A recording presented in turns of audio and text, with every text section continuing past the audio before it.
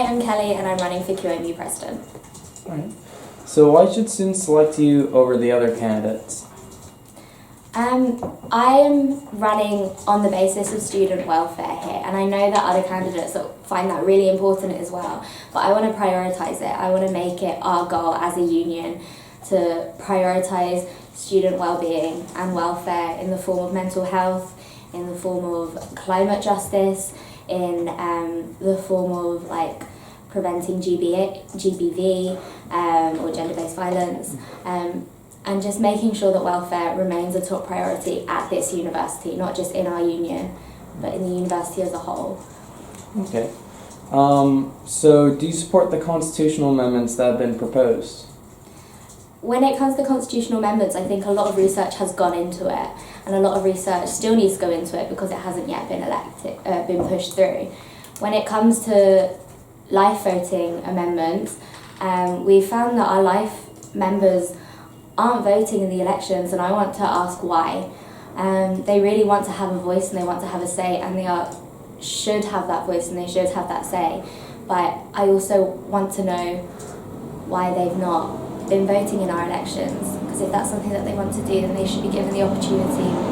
But I also want to know why they're not taking it as well. Mm-hmm. But I do believe that the current framing that we've done with VP Board and VP MCS, I do believe that we would be better as a union with the new positions that we're trying to be pushed through. All right. Also, in the amendments, they removed the requirement to publish the union's finances at the AGM. Will you promise to publish the union's finances, even if if these amendments are passed? I think it's important that the students and that the people at this university know the finances that we have going on. So I'm not going to promise it, but I would definitely try.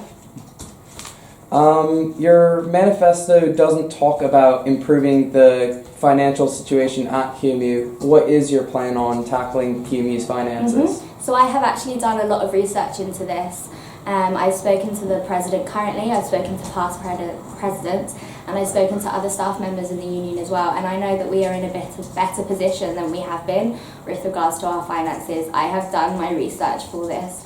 I want to continue to look at what is working. That includes pub quizzes, our allowed poetry night on Mondays, our work with other societies, and what we need to prioritise as a union. I want to break away from competing with the GUU, because all 4 student bodies on this campus are their own student body and they each do something individual to them, and the competition that we have between each other, I don't want to do that. I want to look at what the QMU can offer students and what they can get from us as a whole, as opposed to trying to introduce big new events that are competing with the likes of Hive. I want to say, well, our identity is strong already as it is, so let's promote what we're doing best, because we do get good engagement and good people coming to our events that don't necessarily have to be club nights.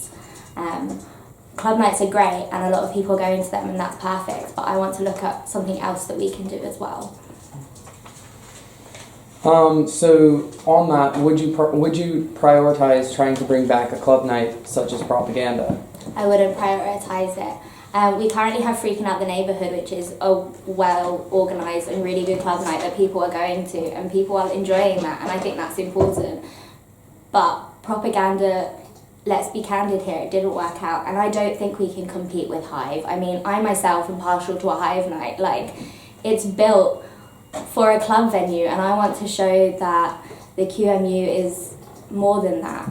It's got a strong history of amazing live music, so I want to prioritise that and prioritise our work as campaigners and activists. That's what we do as a union, and that's important for the students.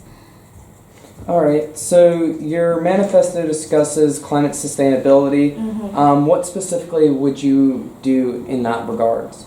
Improving the recycling facilities is probably the top of my list.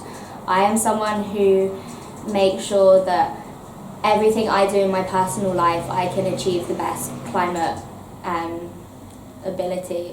That didn't really, the word's not right, but yeah, like I'm trying to achieve the best I can within the climate world right now, and I know that the simple things make a big difference. So pushing our vegan options can help so much, as well as improving the recycling facilities, looking at what we're getting in and what we don't need.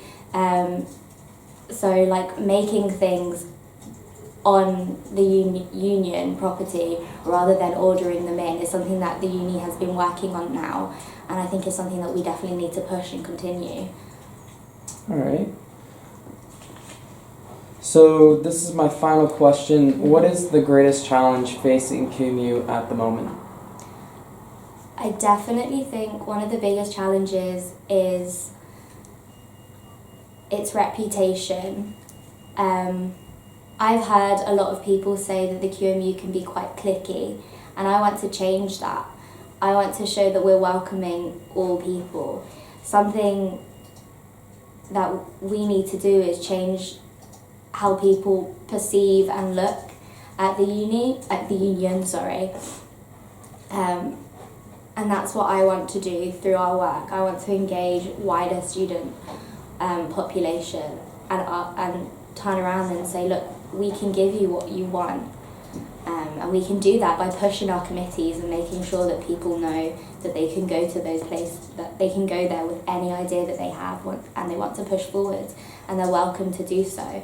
And I think that's important. Like, I've done research through the Red Brick Student Engagement Survey that we gave out last year, and I've looked at what the students want, and that's what I've built my manifesto around.